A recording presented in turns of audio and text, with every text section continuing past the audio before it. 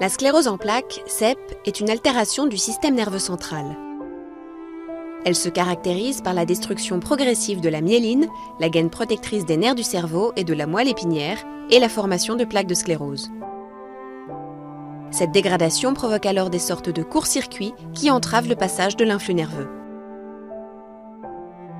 Affection neurologique grave la plus fréquente chez l'adulte jeune, qui apparaît généralement vers la trentaine, la CEP est une maladie auto-immune. Le système immunitaire de l'individu attaque ses propres cellules au lieu de les défendre. Les symptômes varient selon le territoire du cerveau ou de la moelle épinière touchée. Problèmes de motricité, de perception sensorielle ou d'acuité visuelle apparaissent et disparaissent en laissant plus ou moins de séquelles. Mais la maladie peut affecter quasiment toutes les fonctions biologiques. Chronique et de gravité variable, la CEP évolue de façon capricieuse, par poussées entrecoupées de rémissions, avec des formes bénignes et des formes graves progressivement invalidantes.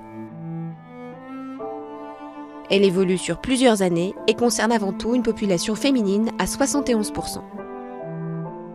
En France, elle affecte quelques 80 000 personnes, 350 000 en Europe et 2,5 millions dans le monde. Si ces causes ne sont pas encore établies, des facteurs environnementaux, des agents infectieux et des composantes génétiques héréditaires sont soupçonnés d'intervenir dans son déclenchement. En revanche, la vaccination contre l'hépatite B, naguère pointée du doigt, est aujourd'hui mise hors de cause. Les traitements utilisés actuellement diminuent la fréquence des poussées, mais n'enrayent habituellement pas l'installation du handicap et l'atrophie cérébrale. Mais la sclérose en plaques n'est pas synonyme de fauteuil roulant et peut permettre de mener une vie sociale normale. Elle ne signifie pas non plus une diminution de l'espérance de vie.